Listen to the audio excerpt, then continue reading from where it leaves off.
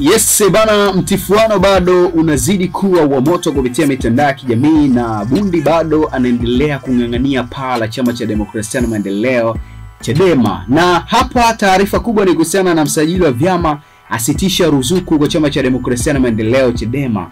Msajili wa vyama vya siasa nchini Tanzania ametangaza kusitisha kutoa ruzuku kwa Chama cha Demokrasia na Maendeleo Chadema hadi pale atakapotekeleza maelekezo ya ofisi ya msajili, kutokana na msajili kusema chama hicho hakina viongozi wanaoweza kusimamia mapato, matumizi na marejesho ya fedha za umma.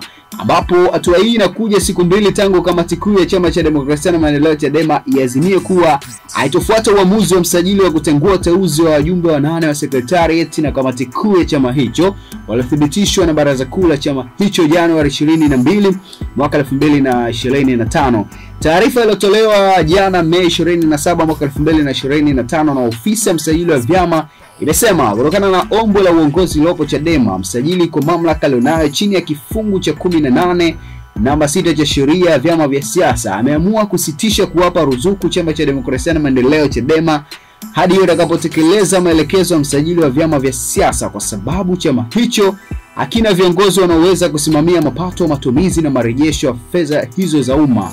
Msajili amesema Chama cha Demokrasia na Maendeleo Chadema inadai Bwana Mchome aliwasilisha rufaa na sio malalamiko. Baada ya kuchambua barua zake na maelezo ya Chadema, msajili wa vyama vya siasa alijiridhisha kuwa alichowasilisha Bwana Mchome ni malalamiko na sio rufaa, hivyo madai hayo hayana mantiki yoyote yale. Majibu ya Chadema alikuja kufuatia msajili kukiandikia chama hicho baada ya alikuwa mwenyekiti wa Chama cha Demokrasia na Maendeleo Chadema wilaya Mwanga, Lembras Mchome, kumuomba msajili kutengua maamuzi ya baraza kuu la chama, kwani akidai haikutumia lakini pia ndani yake kulikuwepo na watu ambao sio wajumbe halali wa baraza kuu kwa mujibu wa katiba ya Chama cha Demokrasia na Maendeleo Chadema. Kauli hiyo ambayo Chadema imeipinga, na hivi karibuni meya zamani wa Ubungo Boniface Jacob alinukuliwa akisema Mchome amepangiwa nyumba ya kuishi Masaki na msajili, hivyo mpango wao ni mmoja unaolenga kuivuruga Chama cha Demokrasia na Maendeleo Chadema. Bado mambo yanazidi kuwa mazito katika anga la siasa Tanzania. Tunafahamu kumekuwa na sintofahamu mbalimbali zikiwa zinaendelea, hususan katika upande wa chama kikuu cha upinzani Chama cha Demokrasia na Maendeleo Chadema, ambapo kumekuwa na movement mbalimbali zikiendelea, ikiwemo ile kampeni yao ya no reform no election ambayo wanaiendeleza mikoa hadi mikoa kupitia nchi ya Tanzania kuelekea uchaguzi mkuu ambao unatarajiwa kufanyika Oktoba mwaka 2025.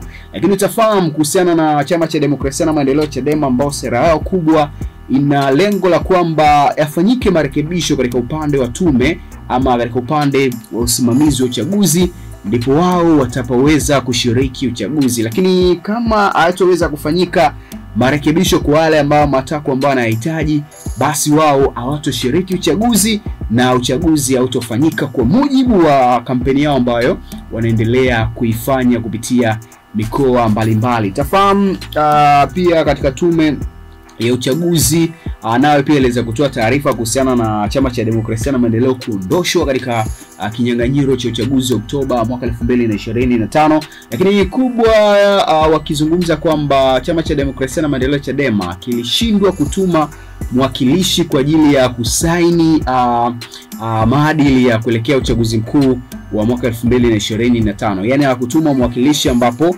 kikao kilifanyika kule Dodoma. Sasa Chadema bwana aliingia mitini, hawakuweza kufikisha wawakilishi kwa ajili ya kusikiliza maadili kuelekea uchaguzi wa mwaka 2025.